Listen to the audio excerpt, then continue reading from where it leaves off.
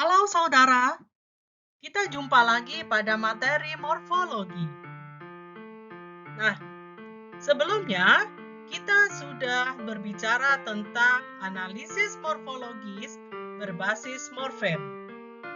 Kali ini kita akan membahas analisis morfologis berbasis leksem.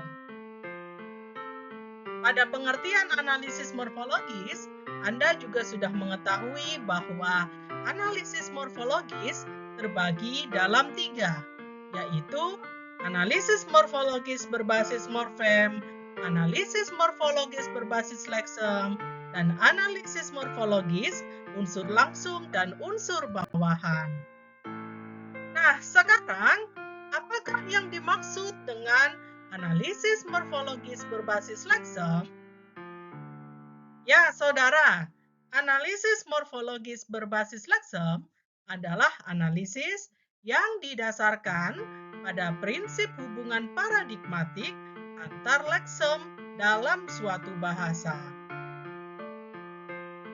Dalam analisis morfologis berbasis leksem, leksem diperlakukan sebagai unit dasar. Sebagai unit dasar, leksem digunakan sebagai pijakan untuk mengenali sejumlah kata yang memiliki leksem tersebut. Nah, bagaimana maksud definisi itu? Mari kita bicarakan bersama. Jadi saudara, tadi dikatakan bahwa dalam analisis berbasis leksem digunakan relasi paradigmatik untuk menentukan unit dasarnya. Sekarang kita cermati contoh berikut ya.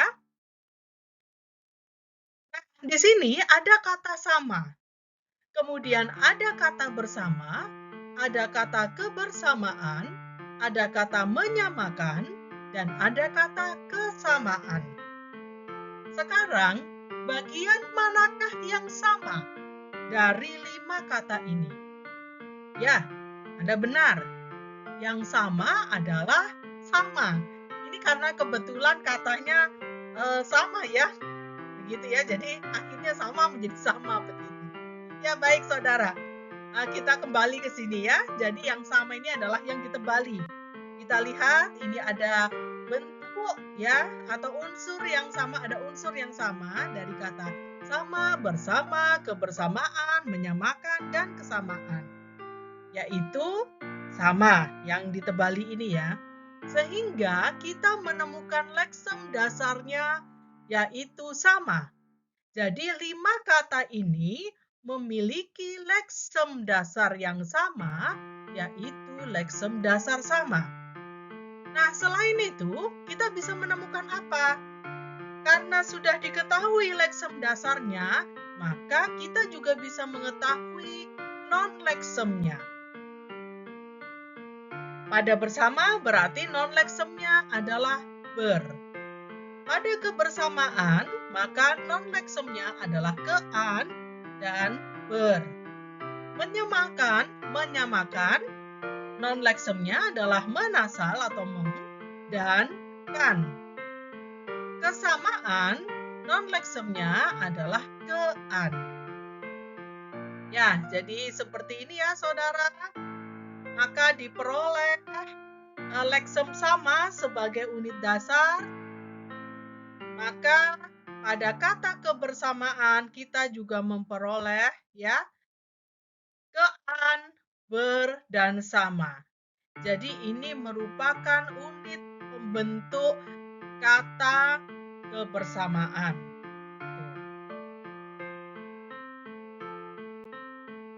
Nah, bisa Anda pahami bukan? Sekarang, bagaimana relasi paradigmatik digunakan dalam analisis morfologis berbasis leksem?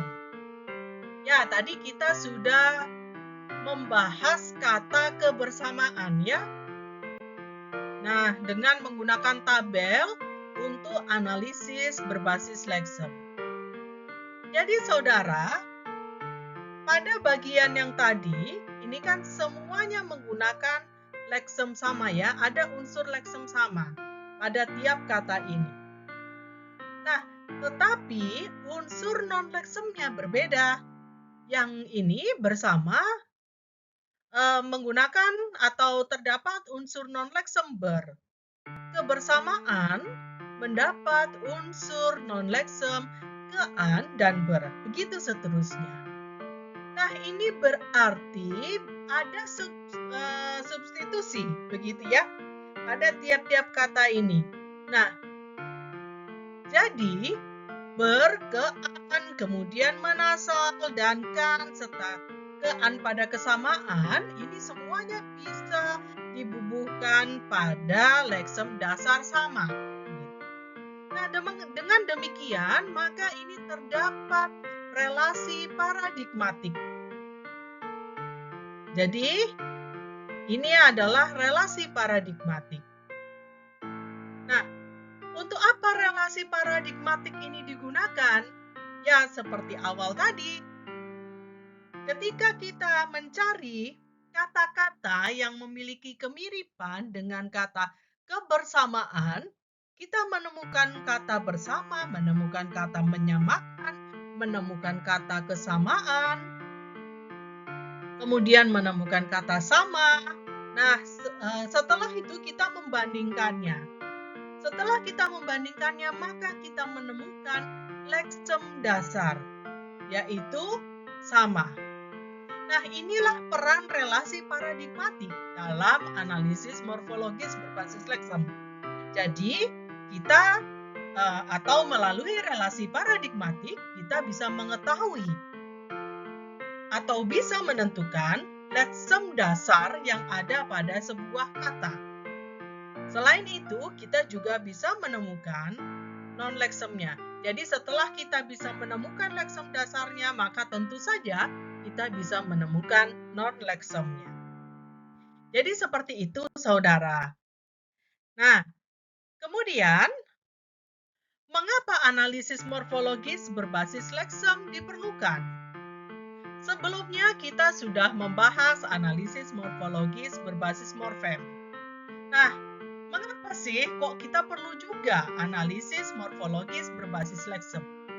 Jadi saudara, analisis morfologis berbasis leksem dapat menjelaskan bagaimana sebuah leksem baru atau kata diciptakan melalui unsur pembentuknya, yaitu leksem dan non-leksem.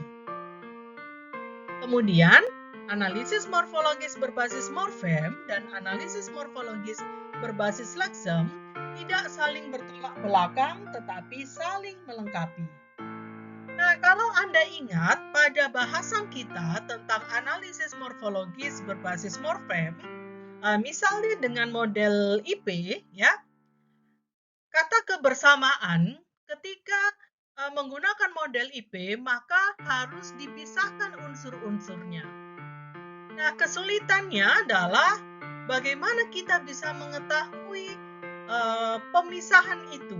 Misalnya kebersamaan, apakah ke-an dipisahkan dengan bersama, atau keber-an dengan sama, atau mungkin yang lain. Nah, kita bisa mengetahui itu, saudara, dengan analisis morfologis berbasis leksem, yaitu kita bisa mengetahui leksem dasarnya apa. Setelah kita mengetahui leksem dasarnya, maka kita bisa menentukan non-leksemnya, sehingga kita juga bisa mengetahui morfem-morfem yang membentuk kata tersebut. Misalnya kata kebersamaan. Sehingga ketika kita menggunakan model IP, kita bisa mengetahui bahwa ke-an itu merupakan unsur pembentuk yang pertama misalnya, lalu ada bersama, kemudian bersama dipisahkan lagi menjadi ber dan sama. Sehingga terbentuk ya atau ditemukan morfem pembentuk atau unit pembentuk kata kebersamaan. Begitu. Nah, jadi bisa diketahui ya saudara bahwa analisis morfologis berbasis morfem dan analisis morfologis berbasis leksem itu tidak saling bertolak belakang, tetapi saling melengkapi. Kesulitan-kesulitan yang ada dalam analisis berbasis morfem ini bisa kita temukan jawabannya atau bisa dibantu pada analisis morfologis berbasis leksem. Begitu pula sebaliknya, jadi ini saling melengkapi. Ya, baik saudara, dapat Anda pahami bukan? Ya, jika Anda masih sulit memahami materi ini, silakan simak video ini kembali. Cermati tiap-tiap contoh yang ada. Terima kasih, selamat belajar dan sehat selalu.